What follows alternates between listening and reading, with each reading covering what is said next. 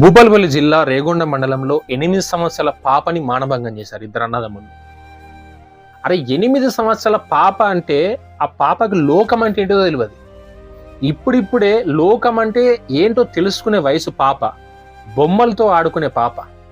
అరే ఒక్కసారి ఆలోచించండి ప్రజలారా, మీరు చూసే వీడియోస్ వాళ్ళు కూడా మన ఇంటి చుట్టుపక్కల కానీ లేకపోతే మన ఇంట్లోనే కానీ ఒక 8 సంవత్సరాల పాప ఉన్నది. ఆ పాపకు ఏం తెలుసు, లోకం అంటే ఏం జ్ఞానం ఉంటుందని ఒక్కసారి ఆలోచించండి.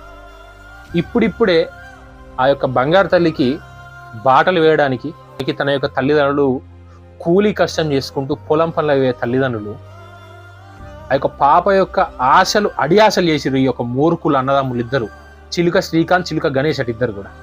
ఏం రా, నాకు ఏం అర్థమైతలేదు. ఇద్దరు అన్నదమ్ముల మీద పోక్సో బుక్ ఏందట అంటే ఇప్పుడు వాళ్ళకి తెలియదా పోక్సో బుక్ అవుతుంది అనే విషయం వాళ్ళకి తెలియదా?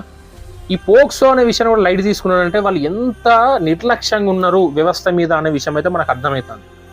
ఇప్పటికే వాళ్ళను పోలీసులు అరెస్ట్ చేసేదంట, వారి మీద పోక్సో బుక్ అయిందంట.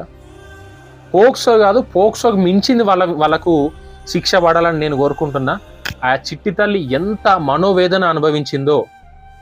మరి ఒక పెద్దనాన్న అనుకుంటా ఏమైంది అని పెద్దనాన్న అడిగితే ఆ చిట్టి తల్లి ఏడ్చుకుంటూ చెప్పే మాటలు ఒక వీడియో వచ్చింది. ఆ వీడియో చూస్తే నాకు కన్నీళ్ళు ఆగలేదు, లిటరల్లీ చెప్తున్నా, నాకు కన్నీళ్ళు ఆగలేదు.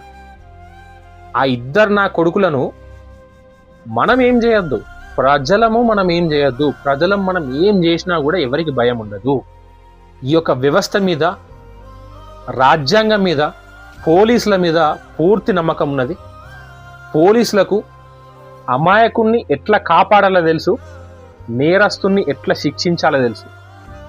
ఈ నేరస్తులు ఎవరైతే ఉన్నారో వీళ్ళిద్దరిని కఠినంగా శిక్షించాలి. ఆ చిట్టి తల్లి వద్ద బాధ ఏదైతే ఉన్నదో 2 ఇంతలు కాదు 4 ఇంతలు పడే విధంగా పోలీసుల వారికి శిక్షను అమలు చేయాలి. నేను ఏ రోజు అడగలేదు, ఈ రోజు అడుగుతున్నా. కామెంట్ బాక్స్లో తెలంగాణ సీఎంఓ గారిని, సజ్జనార్ గారిని తప్పకుండా ట్యాగ్ చేయండి.